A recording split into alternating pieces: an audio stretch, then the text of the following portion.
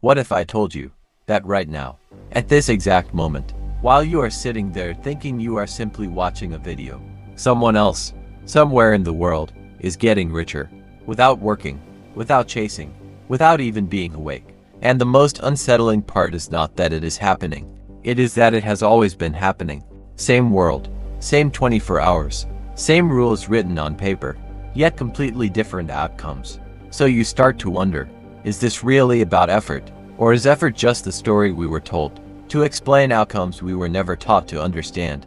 Because somewhere along the way, quietly, without announcement, the game stopped rewarding effort alone and started rewarding something far more invisible: positioning. And positioning is not something you can see on the surface. It is not loud. It does not look like success in the beginning. It often looks like nothing is happening at all, until suddenly everything is already decided. But before you can understand positioning, you have to understand the force that shapes it underneath everything else. A force so slow it feels harmless, yet so powerful it changes entire generations without them noticing. Inflation. Most people hear this word and think of statistics, charts, percentages, something discussed in news headlines for economists and governments. But in reality, inflation is not just an economic concept.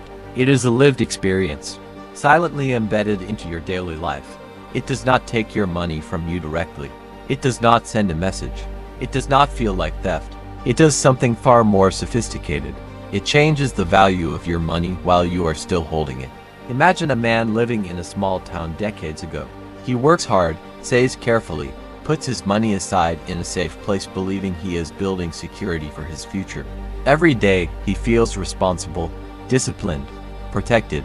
But what he does not see is that outside his small perception of life, the system around his money is expanding, slowly, quietly, continuously. New money is entering the world, not into his hands, but into financial institutions, large corporations, investment networks. At first, it circulates far away from him, invisible to his daily life. And because he does not see it, he assumes nothing has changed. But something has changed. Now technically, inflation happens when the total supply of money in an economy increases faster than the supply of real goods and services. That means more currency exists in the system, while the actual number of things that currency can buy, food, housing, energy, land, remains relatively limited. And when that imbalance occurs, prices rise. But here is where the story becomes deeper than economics, because this new money does not enter the system evenly. It enters in layers, like waves hitting a shore, but not all at once. First, it reaches central institutions, banks, and large financial entities. From there, it flows into investment markets, stocks, real estate, and large-scale assets.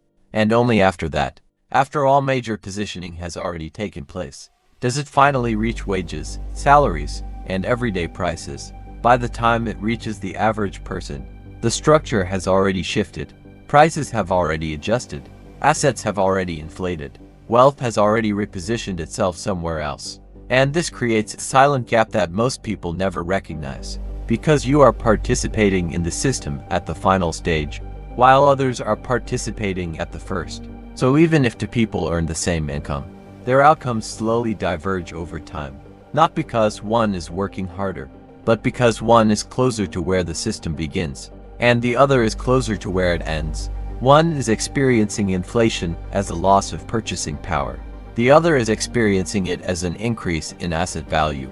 And this is where reality quietly splits into two worlds. But this system did not always function like this. There was a time when money was tied to something physical, something finite, something that could not simply be created out of nothing. Gold, a system where currency had limits, where expansion required real-world backing, where creation was constrained by physical reality itself. And in that world, wealth moved differently, slower, more predictable, more grounded in tangible production. But then that limitation was removed. And when it was removed, money stopped being just a reflection of value and became something far more powerful. A tool that could be expanded, directed, and distributed through systems that most people never see. From that moment on, the entire structure of wealth creation shifted, because now, money was no longer only earned through labor. It could be generated, influenced, and positioned through financial mechanisms that operate above everyday perception. And in that new system, there are only two roles a person can unknowingly fall into. You either work for money, or you own what money flows into. Working feels natural, honest, familiar. It gives the illusion of control. You exchange your time, your energy, your focus, for income, and in the beginning, it feels stable, even fair, but slowly, a limitation reveals itself, because time does not scale. A day will always have 24 hours. A human body will always have limits. Energy will always decline. Focus will always fracture. So even if you improve, even if you become better, you are still bound to the same structure. Ownership does not carry that limitation. Ownership is detached from time. Assets operate continuously. They generate value independently. They move even when you are not watching them, even when you are asleep, even when you are not thinking about them. And when those assets begin to produce returns, something subtle but powerful begins to happen. Those returns begin to produce more returns. And those returns produce even more returns. This is compounding. And compounding does not feel powerful in the beginning. It feels almost irrelevant, like a small snowball at the top of a mountain, barely noticeable, easy to ignore. But as it moves downward, it collects more, gains speed, gains mass, gains momentum, until eventually, it becomes impossible to stop. And this is how wealth actually builds at scale, not through sudden events, but through long periods of invisible accumulation. And while most people are waiting for something to change, those who understand this are already positioned inside systems that grow without interruption, because money itself does not move randomly. It moves through structures, through timing, through anticipation.